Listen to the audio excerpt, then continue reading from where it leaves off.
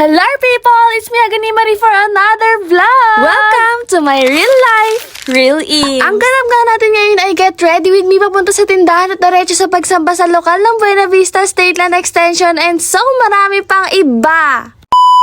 Nakaligo na nga po ako para sa ating Get Ready With Me at ang araw po na ito ay Thursday ng 2:20 p.m. Ngayong hapon nga po ay magbabiyahe lang po kami ni Hendrich at ang kuya ko ay mamaya pa sasamba sa lokal lang sila. Nakalimutan ko na nga po mag-sunset ngayon dahil nagmamadali na ako sa pagkilos. Gawa ng 3:30 p.m. po ay simula lang pagsamba sa lokal na pupuntahan namin. Pero hindi natin kakalimutan magsuklay, magsuot ng relo, kwintas, hikaw, at kung ano-ano pa para maging maayos pa rin ang itsura kahit hindi naka-sunscreen. Pagkalagay ko po ng hikaw ay nag-clip na lang ako dahil wala nang oras para magtali pa ng buhok. And then, dito na rin natin bubuksan ng parcel ko na nakuha ko sa Cut Price. This is only 10 pesos. Grabe, sobrang saya ko dahil sa product na to ay hindi pa pinapababa ni TikTok ang points kada invite kaya ako siya na-claim ng ganito kamura. Hala ka, Anyways, thank you so much po sa mga tumulong sa akin. Set po pala siya na mascara and eyeliner. Meron na po kasi akong curler sa pilik mata kaya ito na lang po ang in-order ko. By the way, people, hindi talaga ako marunong mag-eyeliner pero in-order ko pa rin para matry ko next time. So, ito na nga po, nag-curl na ako ng pilik mata at after nun, naglalagay na ako ng mascara. Let's see kung perfect ang brand ng Pink Flash para sa akin dahil ang mascara ko na naubos ay brand ng JMCY. Wow, in fairness, maganda rin siya sa pilik mata ko at kita nyo naman mas lalo niyang pinakabog ang pagtayo ng pilik mata, diba? Nagmamadali na nga po ako dyan dahil 2:32 na kaya nag-lip gloss na lang ako gamit ang brand ng Says Lady. Ayan, tapos na nga po ako mag-ayos ng face ko kaya inayos ko na rin ang uniform ko pangkalihim para sa tupad ng mayang 7 p.m. ng gabi. Bali nga po, dapat 2:30 nagbabiyahe na kami at dito pa rin kami ngayon sa bahay ng 2:40 p.m. Check, it's 2:53 p.m. at andito na tayo sa tricycle papunta sa Dipuego and then 3:16 na sa Gentry Manggahan na kami. Buti na nga lang po at may ilang minuto pa kami para makapagpahinga. Tatlong sakay nga po kami sa pag-commute kaya nagkanda gulo-gulo na rin ang buhok ko. Ayan po sila Tita Grems nag-aayos ng biniling paninda kanina nila Papa sa Baklaran kaya hindi na po kami nasundo sa bahay. Sa oras nga po ng 3:23 p.m. ay on the walk na kami sa Kapilya dahil malapit lang naman po sa tindahan namin. 4:20 p.m. ay tapos na po ang pagsamba kaya palakad na po ulit kami sa tindahan para magpalit ng damit pang tupad sa lokal ng Brooklyn. Pero ang bunso po namin ay pang bahay na lang. Habang kami nga po ay naghihintay pa ng oras ng paglakad ay bumili muna kami ng ice cream pang merienda.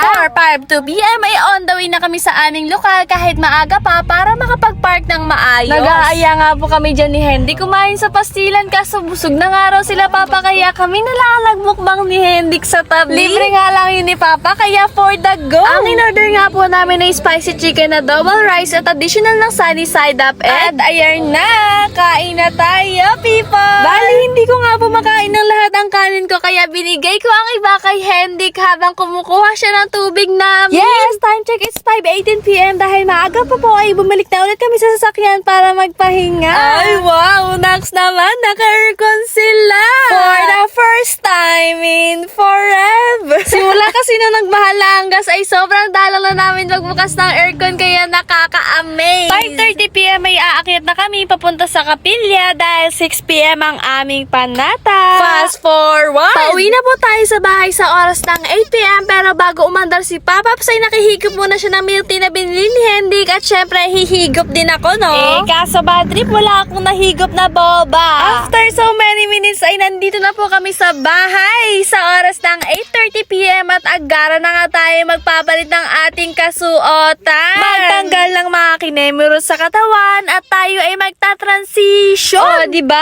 Rar, umikot pa talaga siya, oh. Fast forward na naman po. Dahil 10 p.m. na niyan at nababad ako kakapanood ng TikTok. Syempre, bago matulog ay maghihilamos muna tayo. Ay, ako lang pala. Titingnan nga natin kung matatanggal na ba ang maskara ko sa pilik mata. Pero, pagkakita ko nga sa salamin nandito pa rin siya sa akin, ayaw niya talaga akong bitawan. Anyways, people, hanggang dito na lang po ang ating Get Ready With Me hanggang sa pagtulog. Thanks for watching, people! See you sa next vlog. Gag!